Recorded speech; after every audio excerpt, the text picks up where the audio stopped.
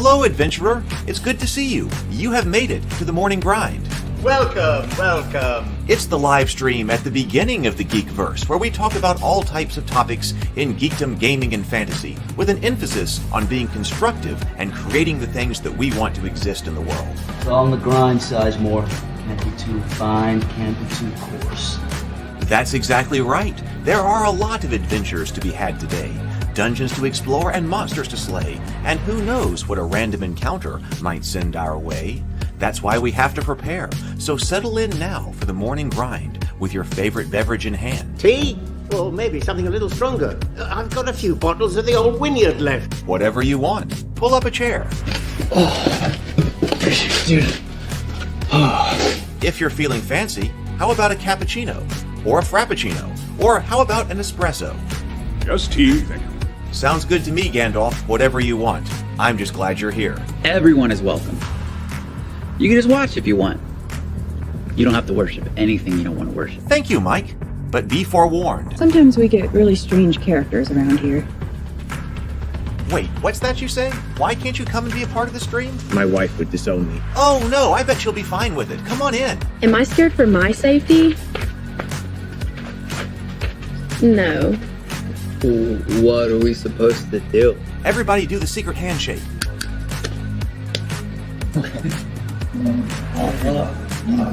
Secret cultist handshake.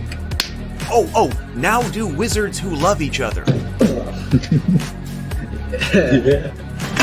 This, my friend, is a science. I still don't have gifts, but it's fine. It's all on the grind, son. Can't be too fine, can't be too coarse. Dude, this would be a sick place to bring the band. Indeed it would be, Dave. It really would. I'm seeing more people coming in. Welcome. Glad to have you here. Oh, look, here's someone new. Is this the cultist meetup? Yes it is. Come to hang out? Please accept me. I have nothing else. Okay, we accept you. Everyone's welcome here. Brought some snacks. Well, that makes things even better. You want some coffee? I don't drink coffee. You sure? It's cultist coffee. What makes it cultist coffee? I'm a cultist and I'm drinking it. Oh. Then I'll have some. What exactly is going on here? I'm seeing more people coming in. Welcome, welcome. It's so great to have you. Oh, and look, here comes another stranger. Can we help you? Yes, fellow cultists. I could really use some food. Oh yeah? Welcome. We have donuts. Oh, it's me. I'm glad I'm here. I'm sure you have a few questions for me, though. What's your name? Who do you work for? What god do you worship? Great questions, Rob. I'm Steve King, and I worship Nyarlathotep. No, not really. I'm just Heath, and I won't be worshiping anything this morning. But I will be your host. Welcome to the office. We're going to have a great time. I've got my coffee ready, because now it's time for the morning grind. If you could become a fish, that would be amazing. Then I could command you with my mental fish powers. Hey, good morning, everyone. There we go. Hey, good morning. It is good to see you. I am feeling really good this morning. In fact, better than I have been feeling probably all year. It's been a while. So I am feeling pretty good this morning. I hope you are too. Welcome to my home. Welcome to the office. Welcome to the morning grind. I see lots of people here. Last night was epic, by the way. Just saying. Last night, if you didn't see it, and I know a lot of people who I see in the chat were here, but last night on Table Talk, we did our Q&A with Doug. We said that we were going to get back together on the Heroine's Labyrinth after everyone had an opportunity to read the book. And so we did that last night. Heroine's Labyrinth Q&A over on the Table Talk channel right there. We had as far as Table Talk proper goes, I suppose that when I was still doing, I guess I technically branded it as Table Talk during the OGL. a couple of meetings that a couple of live streams that there were a lot of people on. But as far as now Table Talk proper, put over there on its own channel with its own brand and identity, we had a record-breaking night last night. We had 66 concurrent viewers on Table Talk and sustained 62 to 64. So sustained 62 to 64 viewers for a while. I mean, a large chunk of that show. So that was incredible. I feel like we got a lot of energy here. I feel like I'm feeling good because I got new directions. I mean, as long as there's hope, you can keep going. As long as there's hope, you can keep going. But if you don't have hope, if you're not seeing a direction, if you're not seeing a way forward, man, life can be brutal. But I got some new ideas about ways to move forward. I don't want to talk about those too much right now, but I got new ideas about how to move forward, how to get things done. We had a record-breaking record-breaking night on Table Talk last night. So, yes, things are feeling great, feeling good. So, and looking up. So, thank you, Andrew. Retro is here. Good morning, Retro. BGD is here. Good morning. Good morning. And Zero the Blade is here. Let's see. What else is going on here? So, we're going to be, dare I say, we'll try to finish this RPG. We will see. We will see. At least this playtest and beta version, we're getting close. Let's see. I want to point out as well, I don't see James Bacon in the chat right now, but hey, our friend James Bacon, let me put the Table Talk link. I think most of you already have it, but I'll put the Table Talk in the chat. Table Talk. So lots of activity over there. And then also, our own James Bacon has started his channel. And as you can see, I started watching his video last night. I didn't get to finish. I haven't finished your video yet, James. I've got it queued up so that after the stream later on, I can get back to it. So our own James Bacon, he may change his channel name, he said later, but he said he's right now he's Bacon Gaming. Our own James Bacon. Which is fun. We're starting to establish a little network here. I want to put a link to his channel right there. So that is his channel. And so Role-Playing is Not Storytelling is his first video. So there we go. Congratulations to James Bacon. So we got Retro. I would consider Retro part of the network. We got friends. Now we're starting to get some of our people doing things. So that is amazing. So that's fantastic. Also, okay, so the Cultists over here on this channel, I am getting prepared, and I keep saying that because I'm not done with this RPG yet, but the Cultists, the plan, we were talking about that. Oh, hey, Mike, the plan,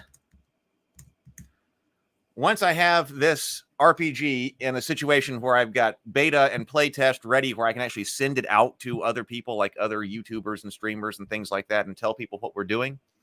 Once I have that ready, I also need to get the prices on some shirts and some of the other things that will be on our Kickstarter. Oh, which, by the way, I guess I should put up the Kickstarter link. Hold on, let me find that. Because I did notice that we now have 10 followers on that. We got the dice giveaway too and things like that. But we are my plan is once I have all of the pricing for all of the products and the promotion package ready to go out, I'm going to take a deep breath, then clean my house, and then do 3 solid weeks of promotion and then 3 weeks on Kickstarter. So that's kind of the plan here. Part of that, I have been re-editing some of the Cultists to shorts, which is actually going pretty well. I mean, the whole season 1 is on the channel right now, the YouTube channel. But I've been putting out these shorts. I'll put another one out today after the stream here. And those are getting quite a few views. And they look pretty good. I mean, I'm impressed how you can take one of the episodes and then re-edit it to a shorts format. Takes a little bit of effort. Not too much effort, but it does take some effort. Framing and things like that, trying to make sure that the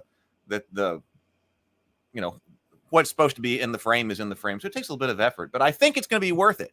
And then put that out on different social media as well. So I don't know. We may be getting some attention here. That'll be part of it. We'll see. We'll see. Got plans there. So let's see. Do I have...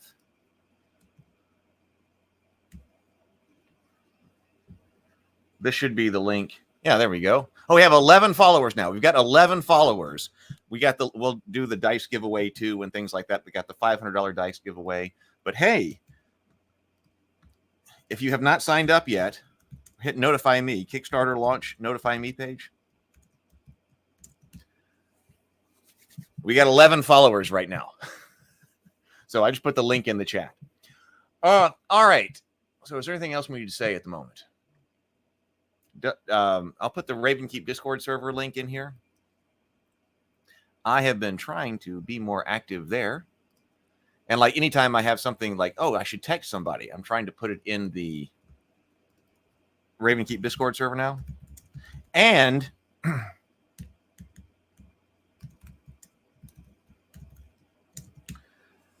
if you know someone who's like a friend of Table Talk and they're live someplace or they have a podcast drop or things like that, I mean, put it in the Table Talk channel because people will probably want to know about it. I know when Doug has been on Retro Nerd Girls stream and they do epic streams, and I know a lot of people from our community showed up over there for that stream and it was fantastic. I was there for a while. Anon says, I suspect the short form will be massively more successful. Today, probably so. I mean, you got to adapt, right? You got to adapt.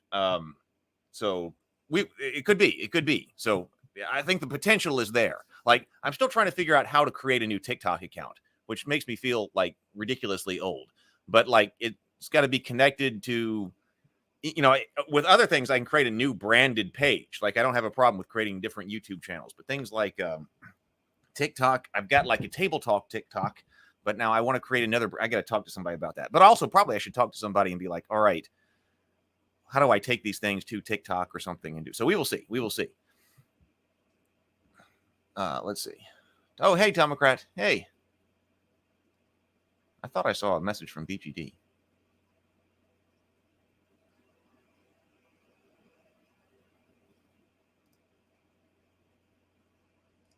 Well, I'm not sure. Anyway. But anyway, the major plan, there's a lot going on. There's a lot of projects that I've got in the queue. But the first thing we've got to do is we're doing this one. So all attention is focused on the proper relaunch of the Cultists Season 1. Then where do we go from that? Well, we'll talk about that after that. We'll have to do a relaunch of Season 2 as well. We'll do a relaunch of Season 2. I don't think we're going to do a relaunch of Season 2 like back to back with Season 1. May do something else, maybe something smaller. All of my projects grow. We might do something a bit smaller before we try to relaunch Season 2. We will see. All right.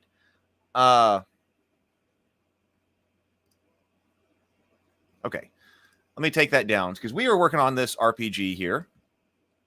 And it's going well. I was working on it last night and a little bit this morning. Oh, by the way, we're reviewing Brianna's book next week. I'm reading tonight, tomorrow. So City of Reckoning, this one, Brianna's book, Brianna's gigantic tome here.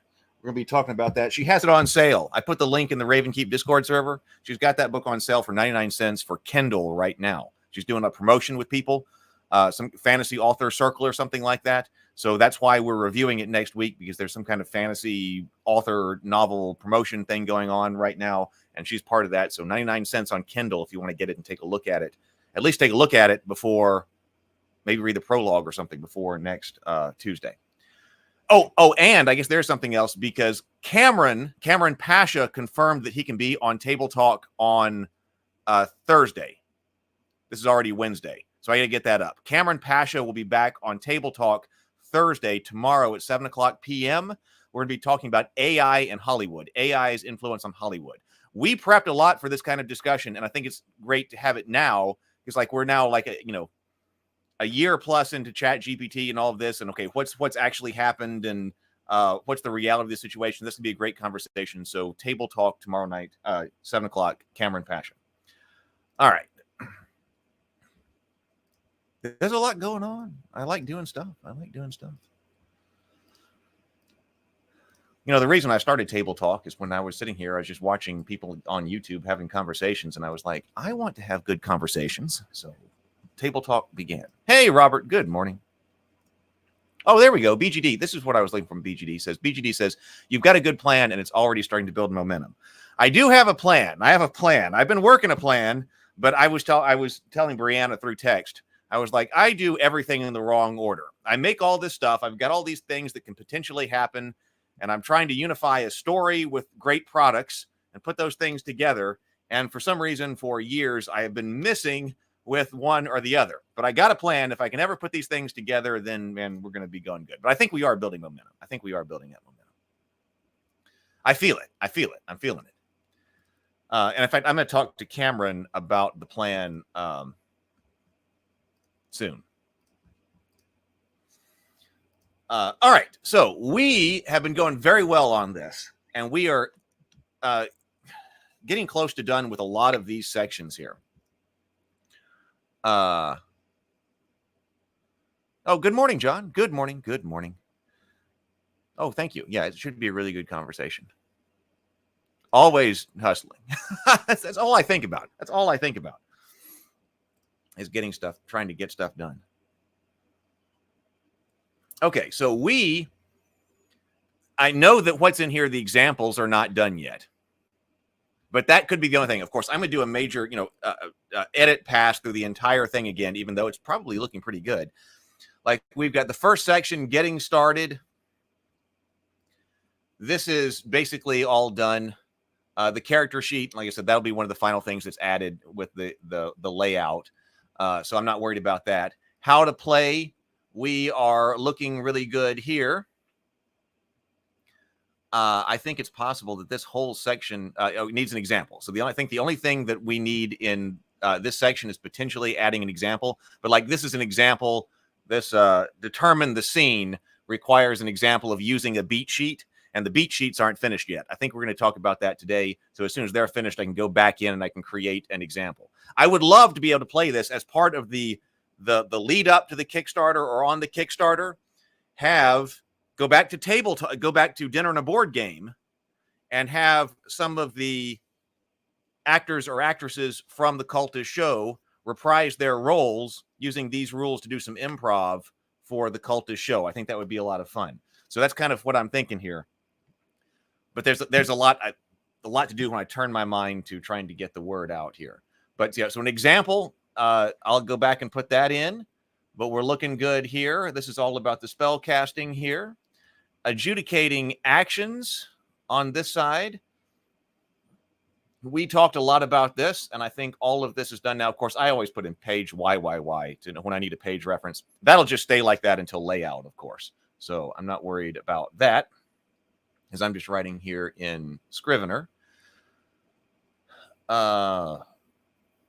We got that example written. So we got another example to add in here. Headaches, asides. We went through a lot of this the last time we were working here. Playing the game with the game master. I think we talked about that. Playing a campaign. We've talked about that. Concluding the story. We talked about that.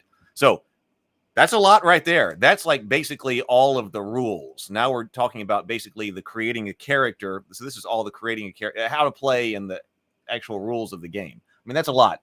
That is 6,260 words right there.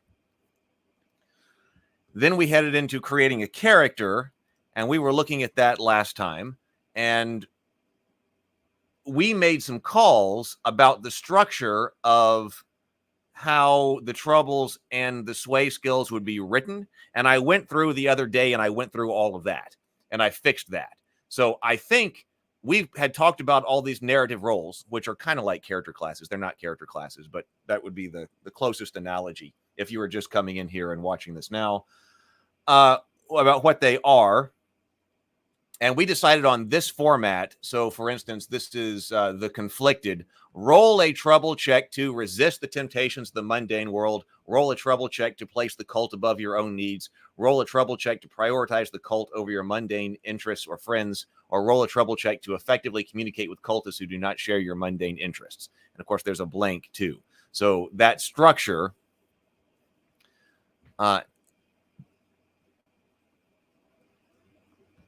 Actually, now that we have that structure, I want to go and check one thing. But I like that structure because that's very direct from a rule standpoint. I think it's very clear. And then likewise, we gave a structure to the sway skills. Attempt to gain sway by handling a mundane situation more dedicated cultists don't understand. attempt to gain sway by drawing upon your network of contacts in the mundane world, etc.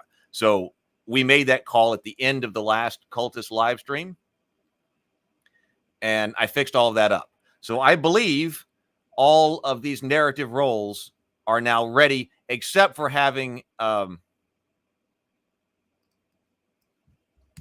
cult powers added. So I need to come back and add in the cult powers, because you'll check off which one that which cult you belong to. We'll see how that's added, because this is the character sheet as well. So we'll have to see what you'll check. There's got to be some place for you to write your cult and what kind of power you've got. But we're not done with all the cults yet, which we're going to look at here in just a moment. So those will get added. But otherwise, I think that's ready. Given our new structure to Trouble, let's go over here. Mike says, I think those are good ads. Oh, Anon says, so far, so good. Yeah, so we're going here. I wish I had a whole day to sit and kind of complete this. And then I'm going to put it in a format for a PDF for play testing and beta distribution and things like that. So, and then later, after everybody has a chance to look at it and stuff, we'll do a layout with Brianna. I'll send it to Brianna for a layout. Brianna and I are working together this afternoon. Actually, starting this morning. We'll be working at 9:30 today. 11:30 today on stuff. We got a lot to do. So given the way the trouble checks are written, what did we actually say here? We said that troubles, each narrative role has a variety of possible troubles. Troubles have two major functions in the game. The troubles explicitly define, let's use the word explicitly, when trouble checks must be made to act counter to the default state of their lives. Okay, I think this is still relevant. I think this is still correct. Select 3 troubles. Each narrative role has a variety of possible troubles. Troubles have two major functions in the game. First, troubles indicate a default state of the character's life that makes things difficult for them. For instance, the caretaker has the trouble assert yourself in interpersonal conflict, which means the caretaker has the trouble. So actually, that should be roll a trouble check to assert yourself, to keep our formatting consistent, in an interpersonal conflict. This means the caretaker is usually passive and does not stand up for himself. Secondly, the troubles explicitly define when the trouble check must be made to act counter to the default state of their lives. Now I actually feel like that should first, let's reverse that, because of the way that this is written. First, the troubles explicitly define when trouble checks must be made to act counter to the default state of their lives.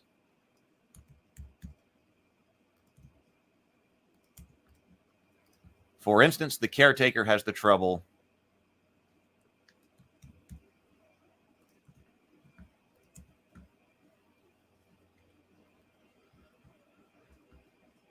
their lives or personality.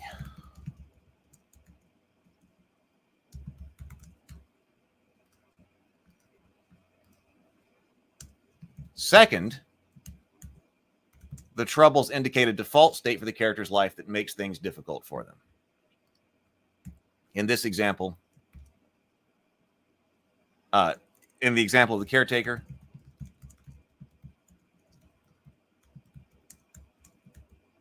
in this example, the caretaker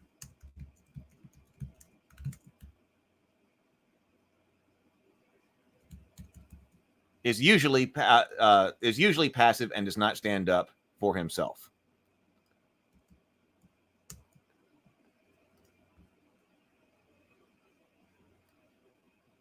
Let's add this right there. So now it says each narrative role has a variety of possible troubles. The troubles have two major functions in the game. First, the troubles explicitly define when trouble checks must be made to act counter to the default state of the cultist life.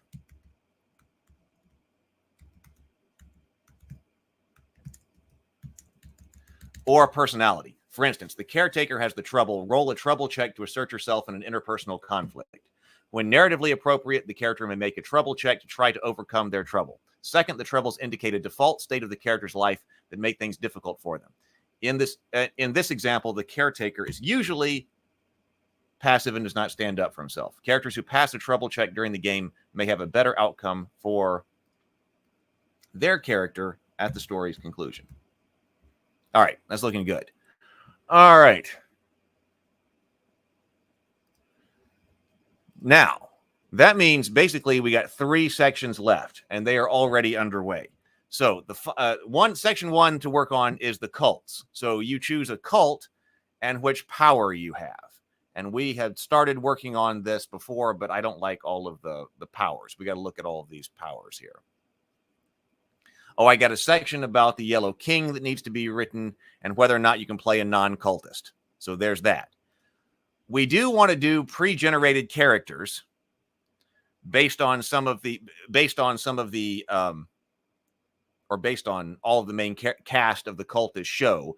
But we can't do that until the narrative roles are finished and the cults are finished. We just basically got the narrative roles finished, but we can't. We need to finish the cults, their powers, before we add these. Well, actually, now that you're not having to choose a power from your cult at the start of the game, that means that none of these characters would actually have powers, cult powers defined.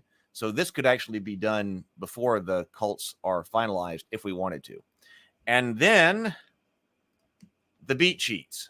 So the beat sheets are our stories here. And we need to look at this carefully. This might be what we do now. This is like our episodes right here. And then I've got a table of headaches to roll on that we can take a look at. And then I've also been writing some development notes about what we have been doing here. And so we're getting close to the end here. Let's take a look at these beat sheets. So let's talk about what the beat sheets are. A beat sheet is an outline designed to facilitate the development of the story, move it forward, and ultimately towards a conclusion. Each beat sheet describes a simple situation that could potentially be the subject of an episode of the Cultists. But if your group does not find a story they would like to play within these beat sheets, you can develop your own using these as guides. And of course, this game is based on the low stakes game. So this idea of a story outline like this is adapted from that. It says each beat sheet is composed of 3 different parts: the crisis, the curveball, and the scenes.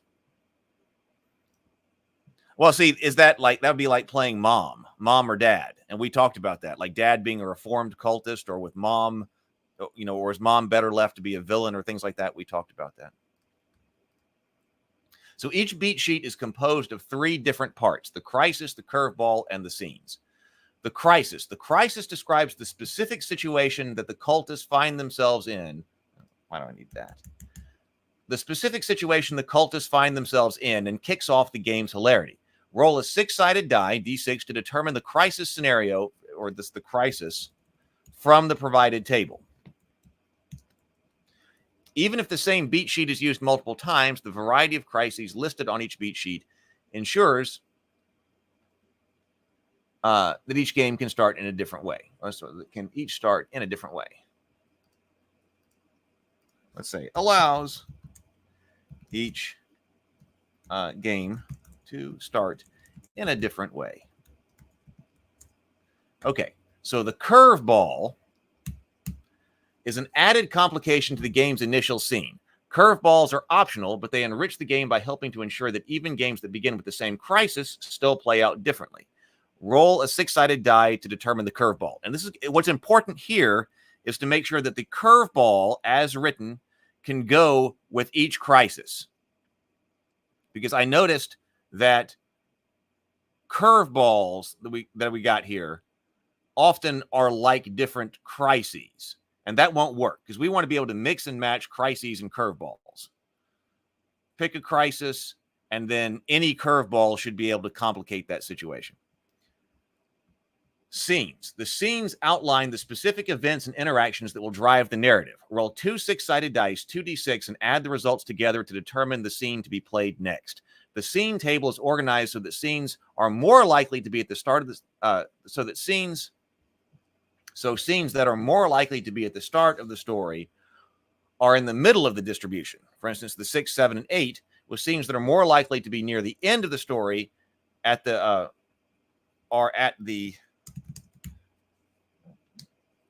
tails of the distribution, the 2, 3, 11, and 12.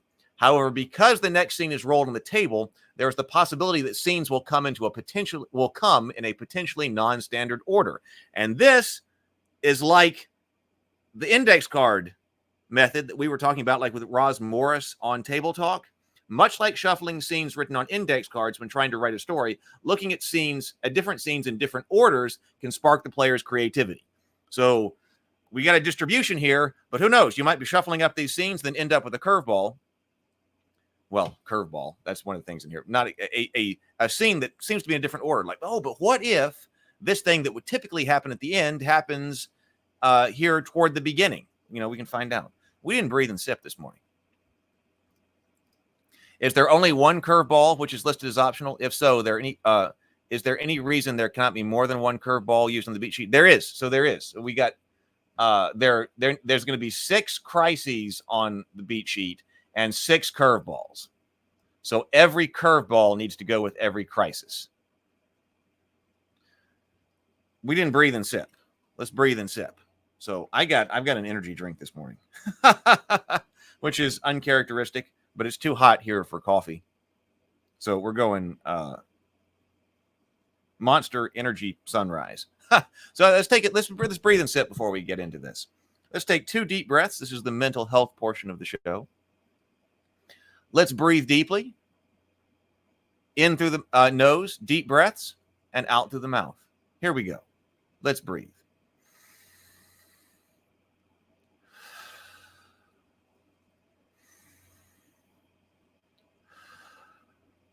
And sip.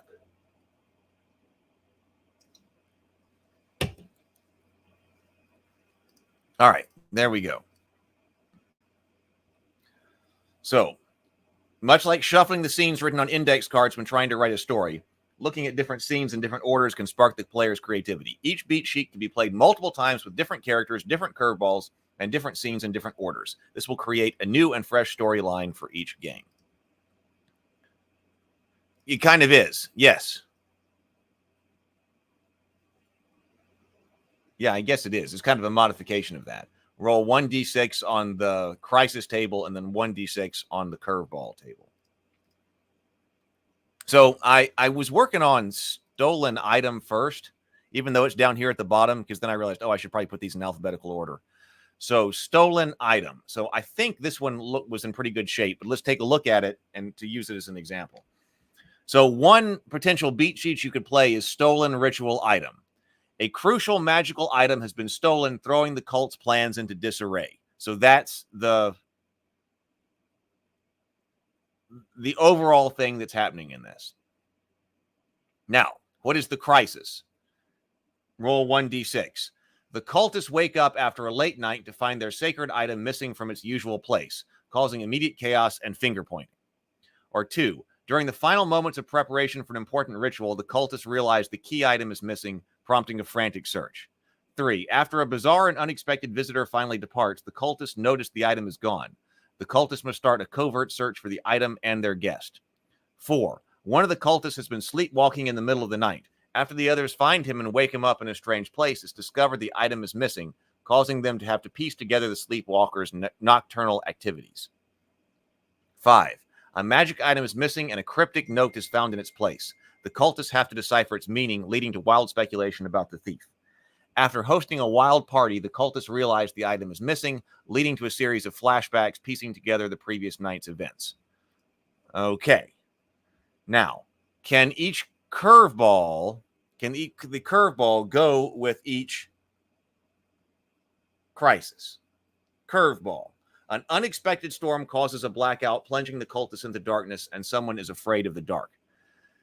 2. The item was replaced with a ridiculous mundane object like a rubber chicken. 3. One of the cultists claimed the item is broadcasting its location via a mysterious signal.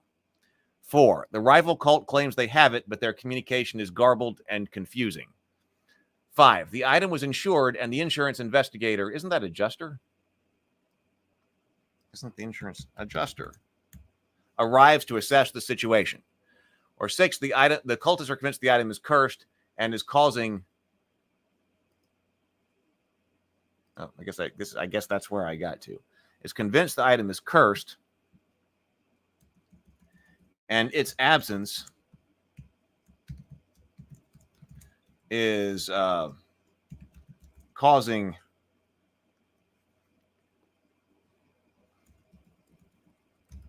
a negative, is causing negative effects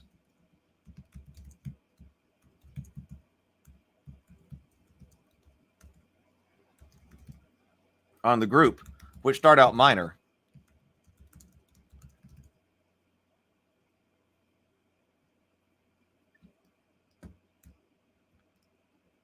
Until it's returned.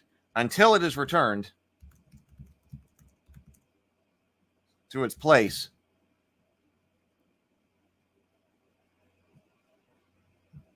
How do I say this? The cultists are convinced that they are cursed. What am I trying to say here?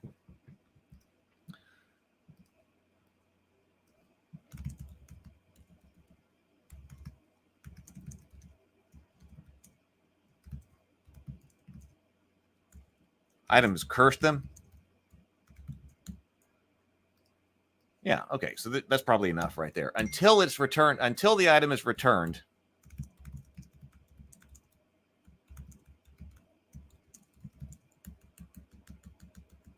the cultists are convinced the item has cursed them. That's a good one. Okay, so for where's some dice? Do I have a D6 around here?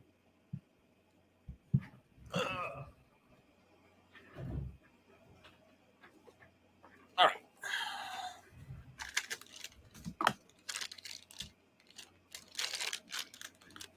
Okay, let's do some tests on this.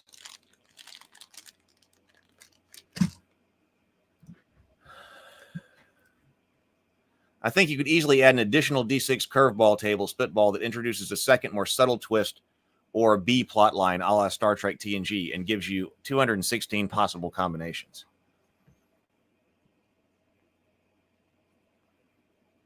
Well, we could.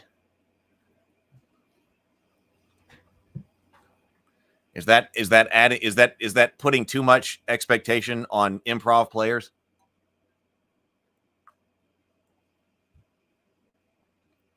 Hey, good morning, Lynn. Good morning. Good to see you. How many we have? So there are 36 combinations here. We got 7 different beat sheets.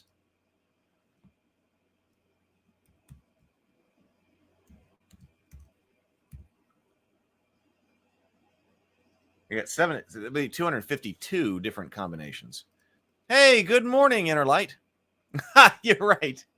Making it a D666 table would be thematic for evil cults in general. Roll a D666. That does have some allure. I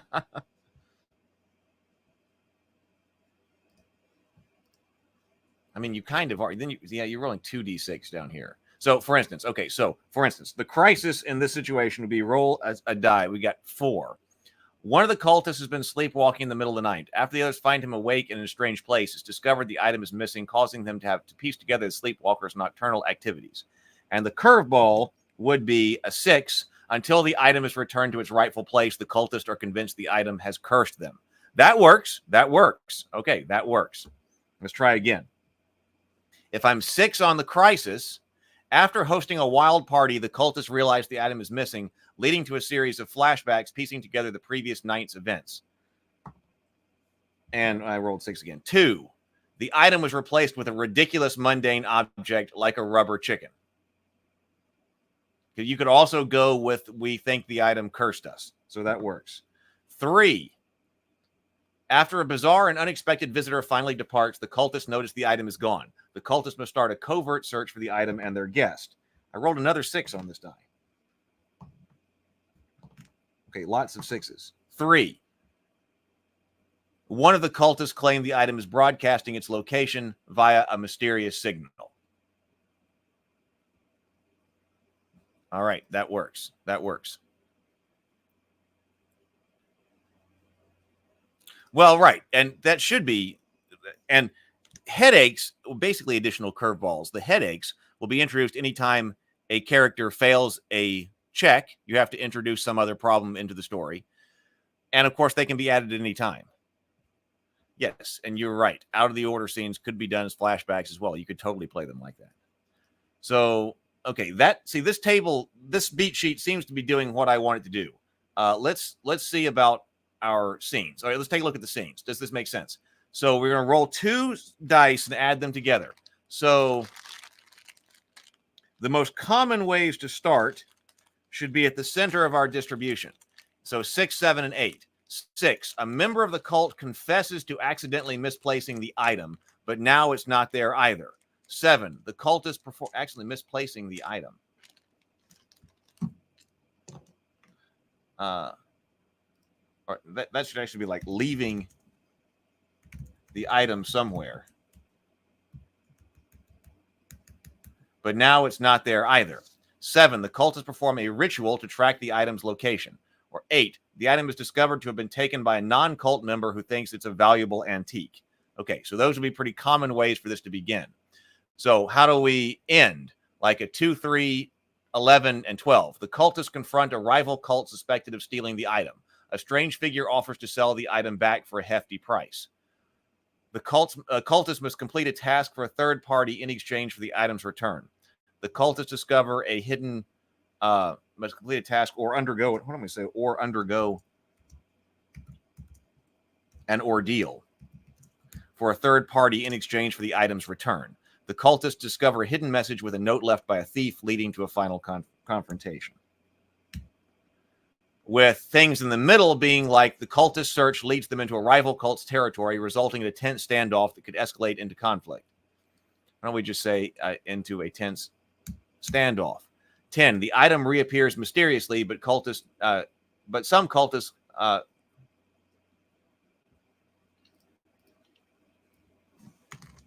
but the cultists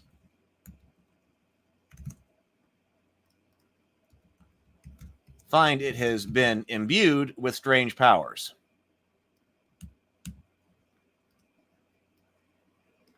Let's say powers. Or something like the cultist set a trap to catch a thief, but it backfires. The item is found in an unexpected place with a new mystery attached. Mike says, just a random thought. What if the scenes were written on index cards so that after a scene was used, it cannot be drawn again? The worry is that the scene 7 might get played a lot, which is not entertaining. Okay. Right. Okay. So now we know, okay, so how are we using this table? Okay, we got rules on that. Determining the scene. The lead is in charge of setting the scene to be played. The lead has the opportunity to design the scene in such a way that it highlights his or her character's abilities, especially to set them up to make sway checks. To do this, the lead rolls 2 6-sided dice and sums them. The lead then consults the beat sheet scene list to determine the scene to be played. If a die roll repeats during the game, the lead may choose to either move up or down 1 number to the next unplayed scene. So if you duplicate the 7, the 7's already been played, the player who is the lead character gets to decide whether they're moving up or down on this table. Alternatively, the lead may make up an entirely original scene. The beat sheets provide a structure to the progression of the scenes, but the scene's recommendations are general enough to provide plenty of opportunities for the lead to customize it to their character's strengths. The lead specifies where the scene takes place, as well as any non-player characters, important props, or set dressings that might be present when the scene begins. Don't think for too long. Be spontaneous. Go with your instincts and get the scene started. And then we're going to do an example here of setting up a scene, how the lead might set up a scene. So won't duplicate the scene. That should, I think, that comes from the low stakes game. So that should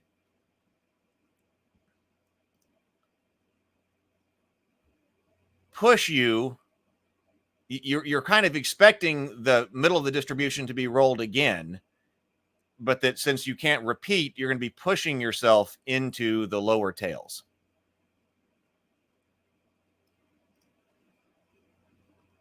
Anon says this might be too structured and more akin to prepping plots over situations. The scenes? You think the scenes are too structured?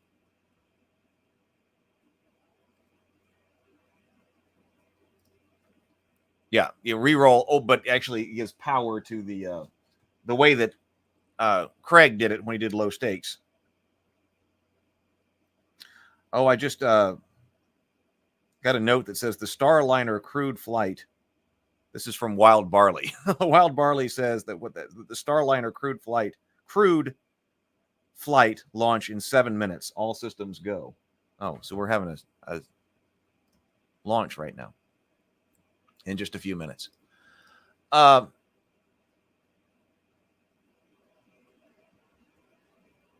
Okay. All right.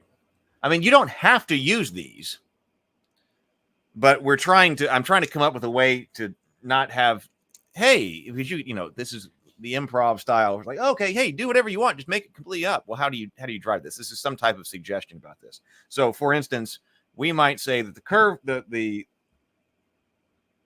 stolen item is during the final moments of preparation for an important ritual. The cultists realize the key item is missing, prompting a frantic search. Why don't we say prompting a frantic search? Why don't we just say that this is enough setup right there? We're starting at the final moment of an important ritual. The cultists realize the key item is missing. And after a bizarre and unexpected visitor finally departs, the cultists notice the item is gone. The cultists must start a covert search for the item and their guest. And we are starting with 3. Oh, 3 down here. A strange figure offers to sell the item back for a hefty price. Actually, this sounds like scene 2. When I'm doing that, this seems like the first scene. That the crisis is the first scene. That's how that starts. That seems like how that starts. And then the scene after that, let the players do the opening and then progress into the scenes. That actually seems like how it would be. Mike says setting the scenes that leads to the end result is a bit like fronts that allow for variations in how they are interacted with.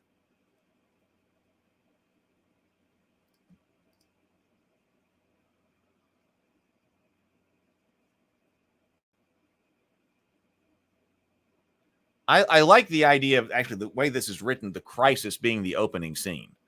Let's go and take a look at the way that Low Stakes was doing this. Let's roll on them. Let's see.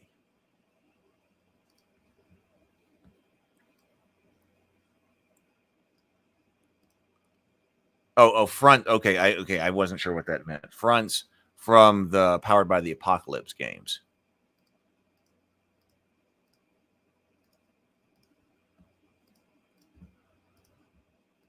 Let's check out the base rules, which are from Low Stakes over here. So here is our story outline. Okay, road trip. So we got setup, twist, and scenes. So let's say we were playing Road Trip. Now this game was originally designed for what we do in the shadows. So we got Road Trip here. You're on a road trip. You may or may not have planned it well, but you're on your way. The combination of cramped quarters and unfamiliar surroundings create a powder keg. Okay, setup. Where are you going? Roll a die. Answer to an authority. For instance, a court date, vampire council, or etc. And the twist is 6, another 6 here. The convertible top doesn't operate properly. And the scene might be 4, a shady-looking hitchhiker joins you.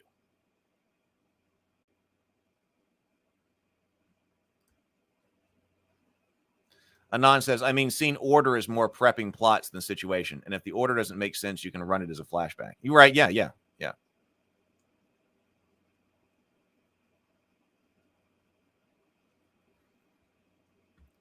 So what's the difference here? Let's take a look at more of our inspiration here.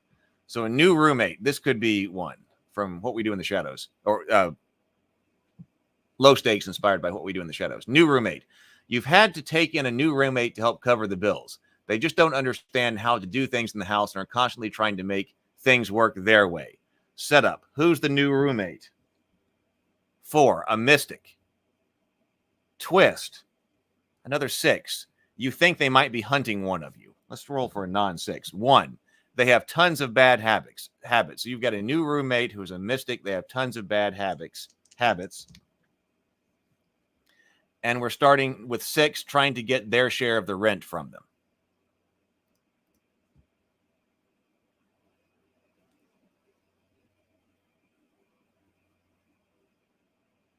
Okay, so actually, I see the way that I've got this right here is a bit different. Okay, well, it's good. It's been good having you, Interlight. Good to see you. I know it's been a while. Talking to the landscapers. That's an acceptable reason to depart the morning grind. So let's look at one more. Not that it's a problem for this to go differently, but I see what I see. Let's see. New neighbor. Lost pet. Okay, your beloved pet has gone missing. You need to find them before they get killed or get someone else killed. Worst of all, no one knows whose fault it is they got out. So what kind of pet is it? 4. The best dog in the world. Twist. 4. The neighborhood council has no pets rule. The neighborhood council has a no pets rule. And the scene might be 9. Ask your asshole neighbor. Okay.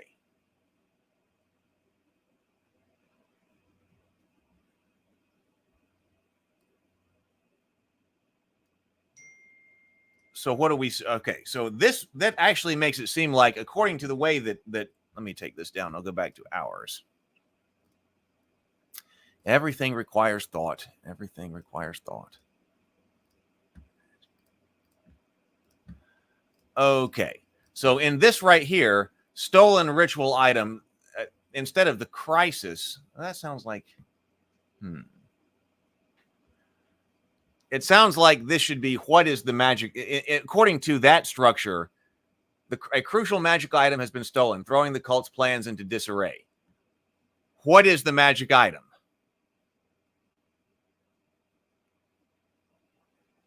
What is the curveball? And then what is the scenes?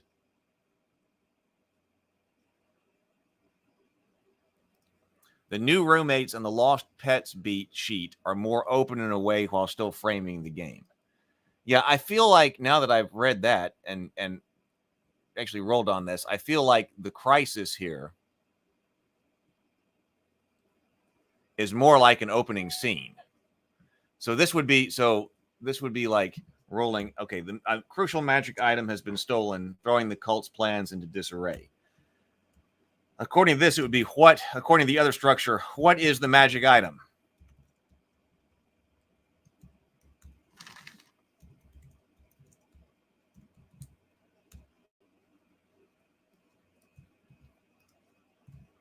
Roll 1 6-sided die, and then determine, and then have a list of what the item is.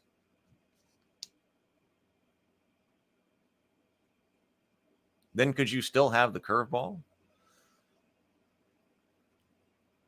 What's the magic item that's missing? The ritual dagger.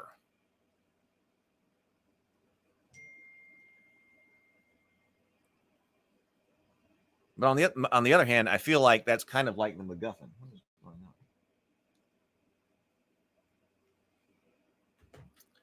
on?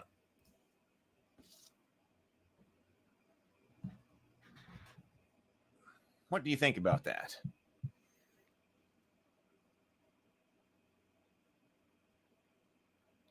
Because actually, any of these, maybe I've got too many beat sheets then. Maybe each one of these crises could be a beat sheet. A bizarre and unexpected visitor finally departs. The cultist notice an item is gone. Because the item here, I'm not sure about having a list here about the item. Because the item sounds like the MacGuffin here.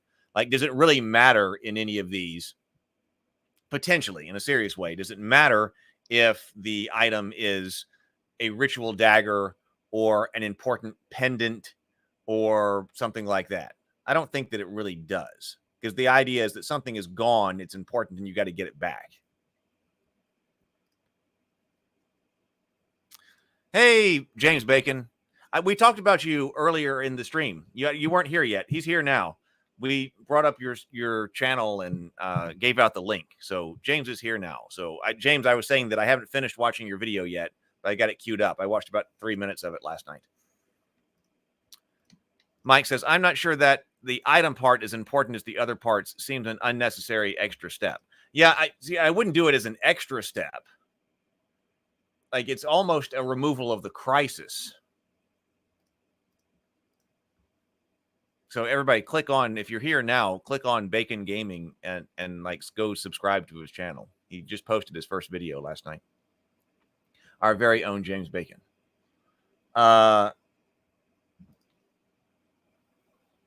Yeah, I don't think I would make it an extra step. I would just make it the first roll. But like I said, but why roll for what item it is? Why not just come up with that? That seems like if I put, I could put ritual dagger. Like we're adding more information here. I mean, it could look like mystic charm. The sacred brand of Cthulhu. Okay, I mean, we could do that and figure out which one's missing and then go to a crisis. But I kind of like my setup better in telling you, okay, here's the general idea. But then this is opening scene. Opening scene. Roll 1 6-sided die. The curveball. And then this would be further scenes. That provides you a lot more meat, I think, to get the story started. I think. And I think players would like that rather than having to come up with it all by themselves. They can come up with it all by themselves, but I'm trying to provide more guidance here. Would you rather know after the first roll that this is the final moment of the preparation of an important ritual, or would you like to know that, it's the mystic charm? This one has more information. Mike says, I think that the item is not important to the beat sheet. That's just my opinion. You could have everyone agree what the item is based on the fiction of the game. I think so.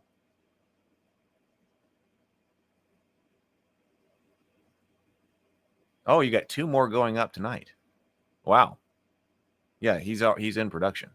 Okay, yeah, I mean, I agree with this. I think I agree with it. It's just determining what the MacGuffin is not enough information here.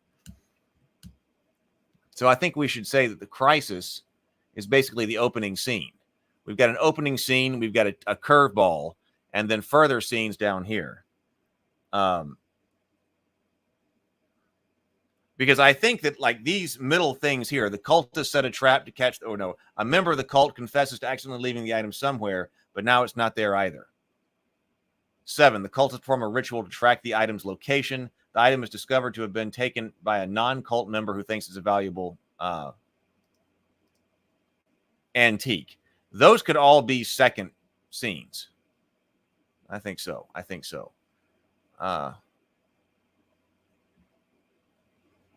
We're calling these the beat sheets. So this could be the stolen ritual item, the crisis. This would be initial scene.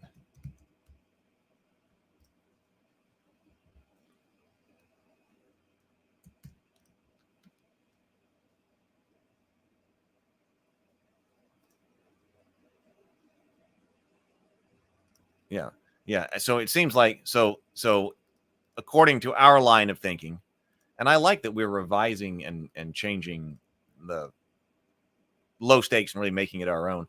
Mike says maybe there should be a scene or two played before the curveball happens, or the curveball meant to add to the setup scene, or is the curveball meant to add to the setup scene? Well, I think I was intending it for it to be added to the initial scene.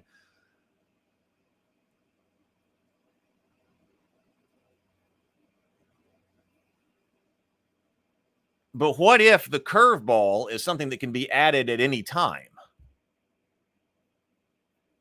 I kind of like that idea, that the curveball can be added at any time. The curveball is like That's like the black swan in Doug's The Heroine's Labyrinth, right? All of a sudden, there's a curveball that comes in. It seems like this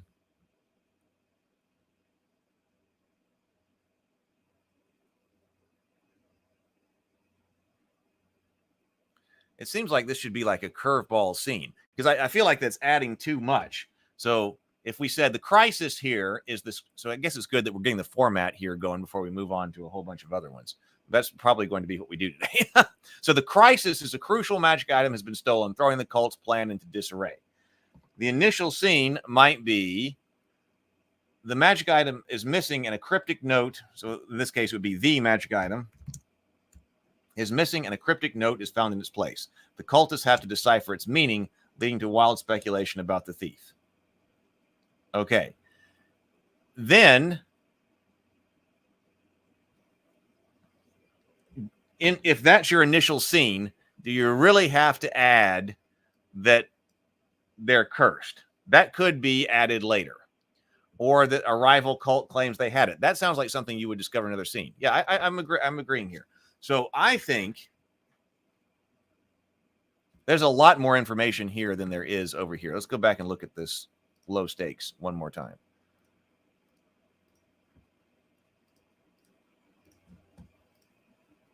What's the first one? Bureaucracy. The modern world comes crashing down on you. Oh, here we go.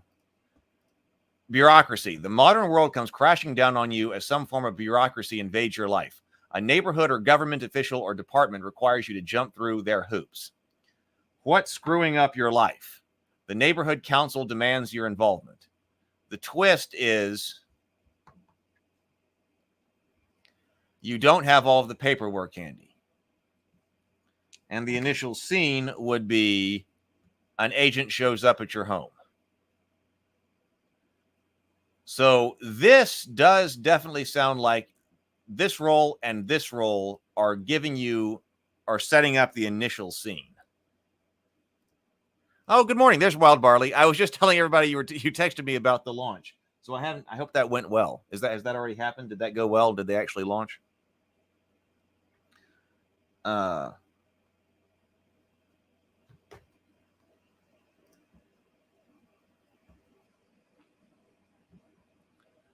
So maybe there should be a scene or two. Yes. So I'm okay. I'm agreeing now. We need to go back and adjust how the scene is going. So anyway, good morning, Wild Barley. Cultists versus the HOA. Yeah. So okay. So I think so. We've got a lot more information. You're doing a lot of. Wild Barley says still in flight, going well so far. Excellent. Yeah. This is setting up that initial scene. You're rolling 2 dice. You're rolling 4 dice, but you're rolling 3 times in order to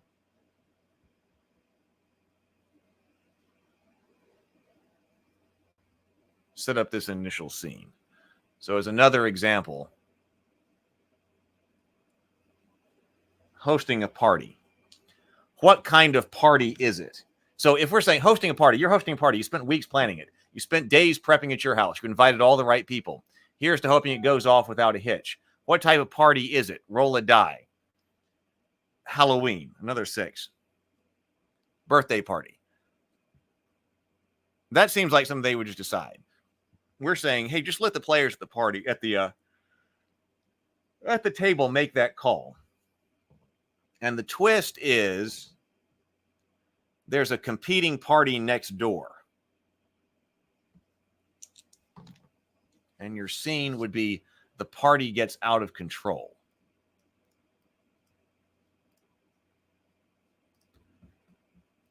Okay, so what if we have a revision?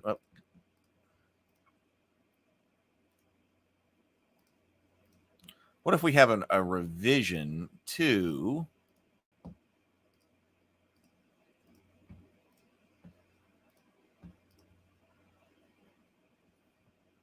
of course, there's always a revision. So we have determining a scene. Beginning the game. So we have the player should mutually agree on a story to be played and turn to its beat sheet. Roll a die on. See, this is no longer the opening. See, this is telling you to roll opening, which is now called...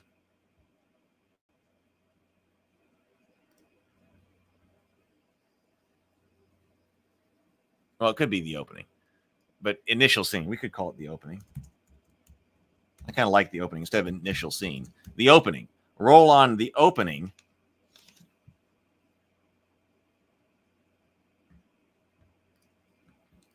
Let's not roll on the curveball list right now. Roll the die on the opening list for that story.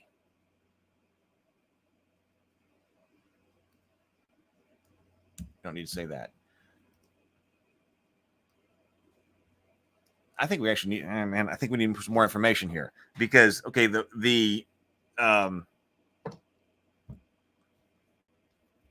you roll on the opening. There are going to be details that you need to, in fact, I probably need an example right here. We need to add an example. This is going to allow players to fill in details. Allow players to fill in details.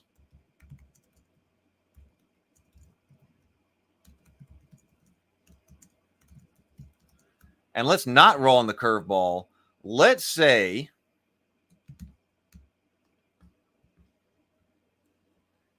that when you're determining the scene, if a die roll repeats during the game, the player may. What if the first time the die roll repeats, you go to the curveball table?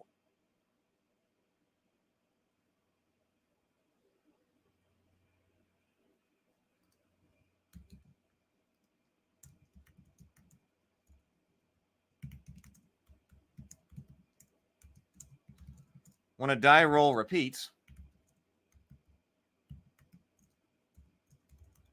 go to the curveball table.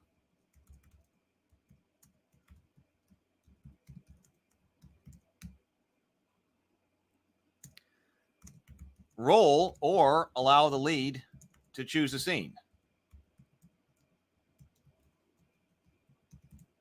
Or this should be like the first time.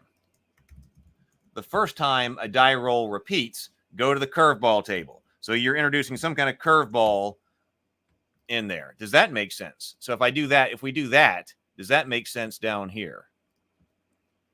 Could you at any time have a scene in the story where you find the item was replaced by a ridiculous mundane object? One of the cultists claims the scene is broadcasting its location by a mysterious symbol. A rival cult claims they have it, but their communication is garbled and confusing. The item was insured, and the insurance adjuster arrives to assess the situation. Until the item is returned to its rightful place, the cultists are convinced the item has cursed them. Yes, I think you could. So instead of rolling to construct the initial scene, like in the original Low Stakes, we have better scenes here. We have scenes that have been specified to a greater detail with one roll. That's what we've got. And I like that. So that could potentially mean that we need to stick the curveball list beneath. So the curveball, further scenes, and then put the curveball list at the end. So if the first time you duplicate a number, head to the curveball. I'm liking that. I need a Yeti hug break. We'll probably go for about an hour and a half here. But let me think about that. Give me just a moment. Let's just go Yeti hug break. Oh, it's time for a Yeti hug break. Yeti hug break. Yeti hug break. Everybody go hug yo Yeti and show yo Yeti some love.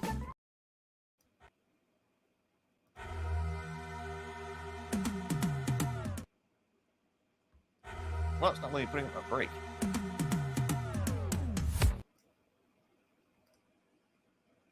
Wait. Oh, it's time for a Yeti hug break. Yeti hug break. Yeti hug break. Everybody go hug yo Yeti and show yo Yeti some love.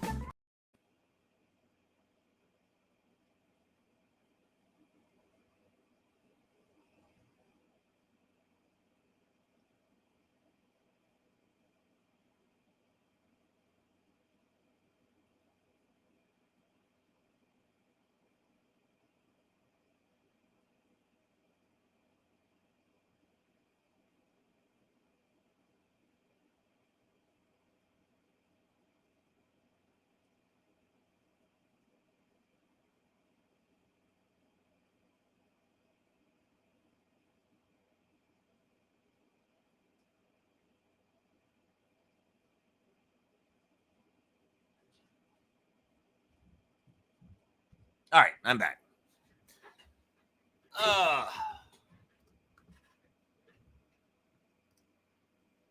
Mike says, I think the duplicate number rule works. I think it does too. I think it does. Okay, so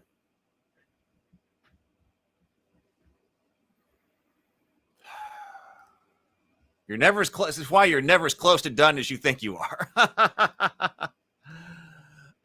Turn to its beat sheet. Roll a die on the opening list. There will likely be several key details the players will need to fill in.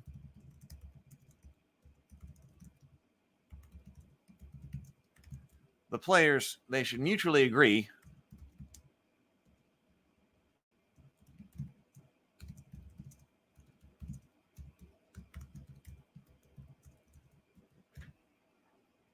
on them.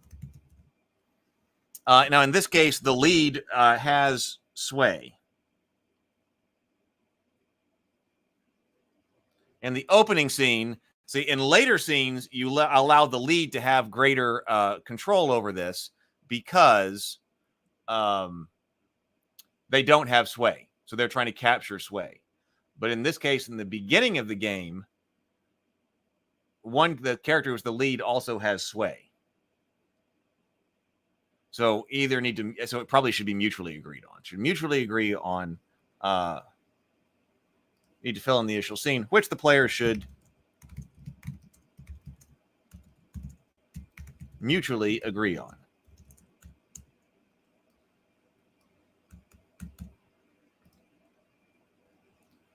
This establishes the opening scene of the game.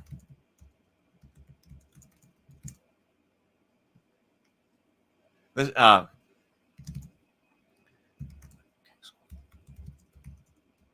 the scene, game, and what kicks off. Okay, example, opening scene. So another right example.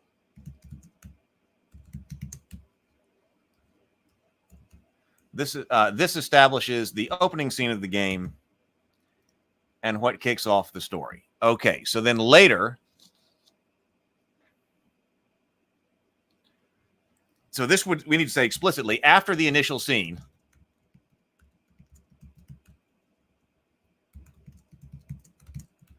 the lead is in charge of selecting and setting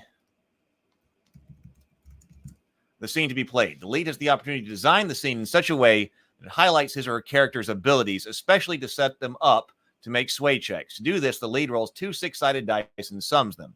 The lead then consults the beat sheets. So this is actually further scenes list to determine the scene to be played.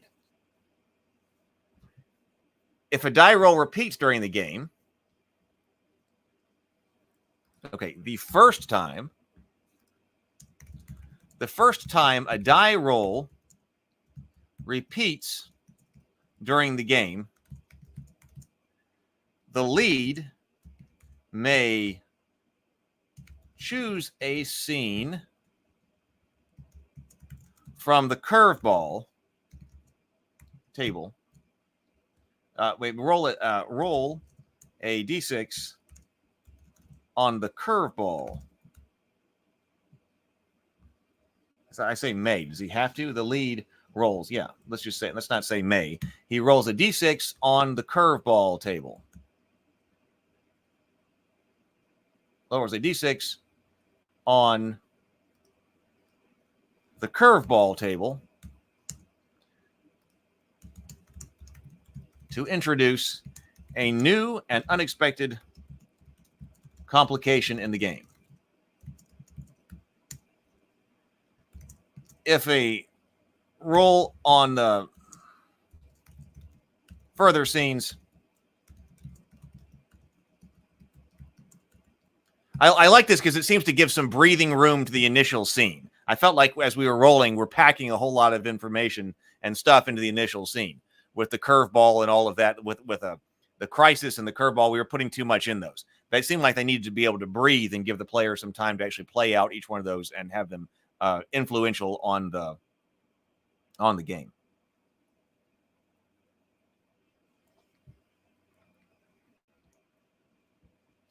Play out the scene. So play out the scene on the curveball table.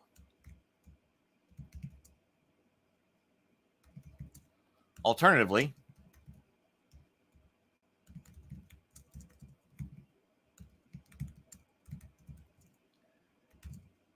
the lead may choose.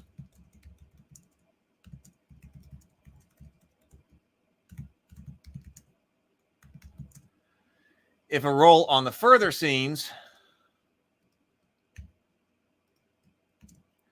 table duplicates a roll another time, any other time, or any time a roll on the further is another duplicate, the lead may choose to either move up or down. So you're not going to be throwing 6 curveballs because we got to get the game moving here. So the lead may choose to either move up or down one number to the next unplayed scene. Alternatively, the lead may make up an entirely new scene. Okay, I'm liking that. I'm liking that.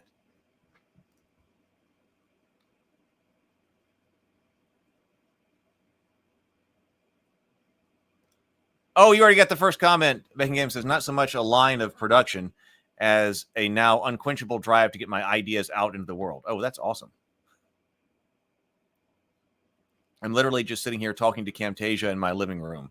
Thanks for my first ever comment. That's awesome, Lynn.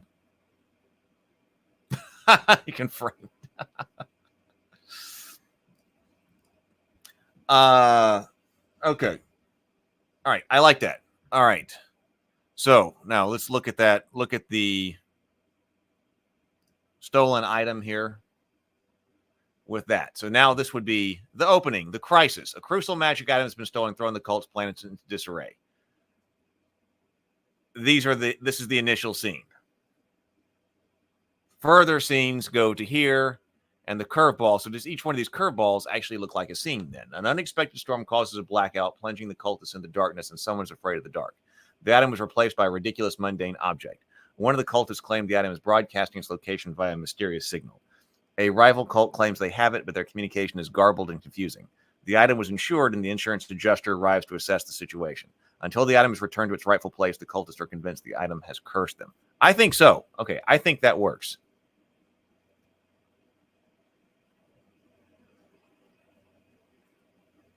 Let's look at one for another 10 minutes. The Forbidden. Okay, so for instance, now this would be the opening. Oh man, this one's actually a little bit different.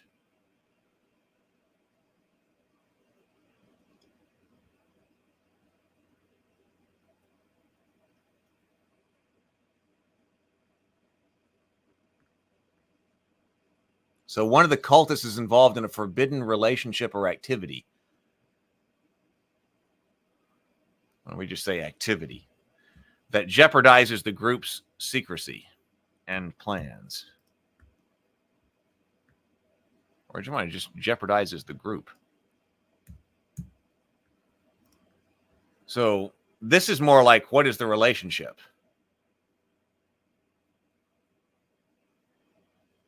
The cultist is in a relationship with a member of a rival cult. The cultist is secretly working on a forbidden spell.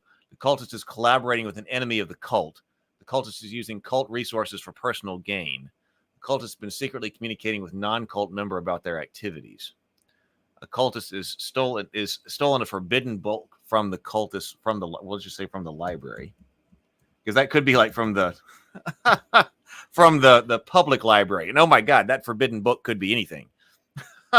Including something completely mundane that they don't want you to read.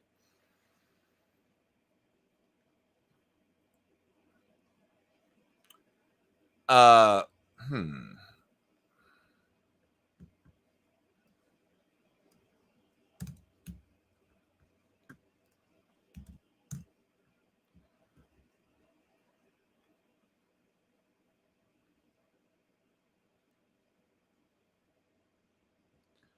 I think I'm gonna have to think about this some more. And by the way, if anyone is here who ordered a Cultist coffee mug, I got an order on the Ravenkeep store for a Cultist coffee mug a few days ago, and I forgot to mail it on Monday. So I'm about to go to the store, the post office, to mail it right now. So if you've got a Cultist coffee mug, I'm about to drop it in the mail to you.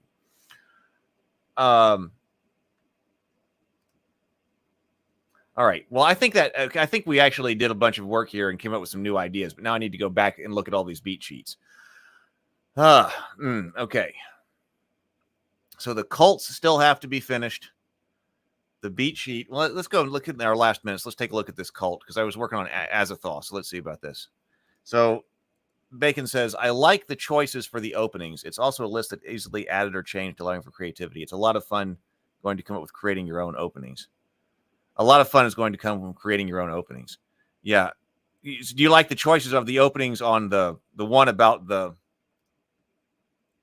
stolen item? I mean, I kind of like this list. But this list is now very different from the forbidden, because the forbidden is more like the original low stakes. Like, what's the forbidden activity? A relationship with a member of a rival cult. Secretly working on a forbidden spell. Like, that one sounds fun to me. Collaborating with an enemy of the cult. Using cult resources for personal gain.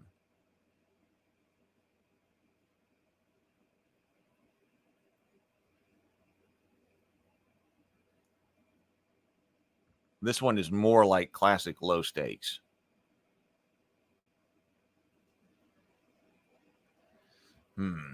Okay, let's go up and look at the cults here. So I said this about Azathoth. Look at the cults and Azathoth here. So the cults, a major part of the fun of the Cultist RPG is undoubtedly stepping into the role of a zany cultist of a Lovecraftian god. Each of the cults has 3 possible powers that a member of the cult can receive. Remember, the player is not required to select which of the powers the character will have when the game begins. Players are allowed to choose their power when its first use comes up narratively in the game. These powers are written so they can be interpreted supernaturally or as coincidence in accordance with the philosophy on magic in the world of the cultists outlined earlier in this book.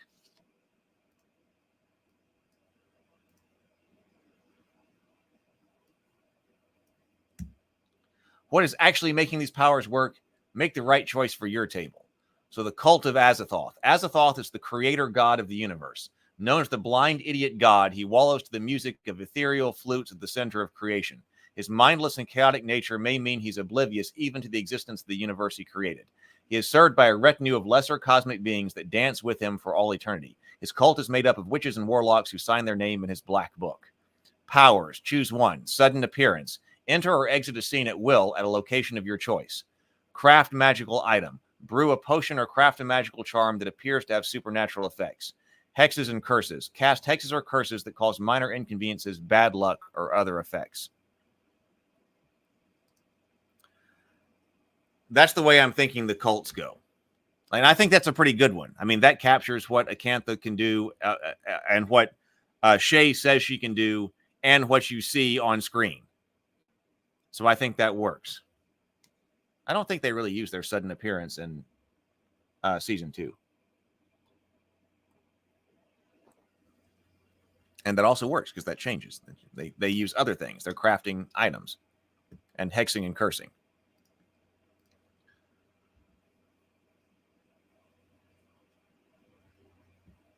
Yeah. Can I go back to the stolen item one again?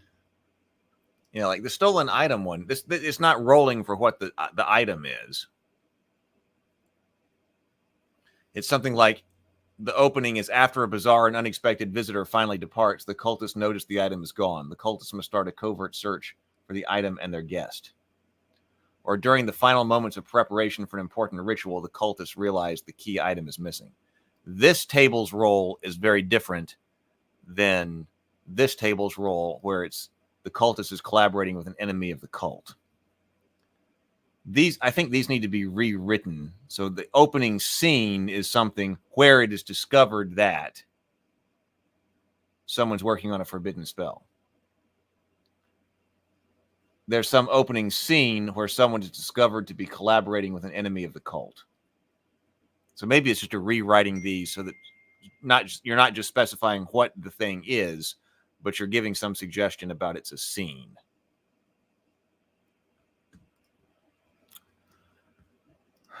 All right. Okay. So I'm going to go mail that Cultist coffee mug out and then sit here and work. Oh, yeah, because Brianna and I are going to be, I do need to go because Brianna and I are going to be working here together in an hour. So I need to go mail this mug, do a few things, and then sit down and work with her. So she and I are going to be working on graphic design again, possibly layout for things, not this book, but layout for things so we can get going, keep going forward here. So I guess we'll have to get back together on this. But I need to work on this and also read Brianna's book. Once again, this was extremely useful here. This was a great conversation here. Yeah, exactly. So now I need to go back to, now that we've established a new kind of format here, kind of like we did with the Sway and Troubles. Now it's time to go back and look at all these opening scenes and curveballs and things like that. I need a whole day to sit here and do this. No, right. I'm not laying this out before. I mean, I'll put it in a something readable for playtest and beta analysis and things like that. But we're not doing print layout. There are other things to lay out. Okay, I'll keep that in mind. I'll check that out. Okay, everybody, have a great day. Go forth, be creative, be constructive, and I'll see you tomorrow night on the Table Talk channel to speak with Cameron about AI in Hollywood. Later.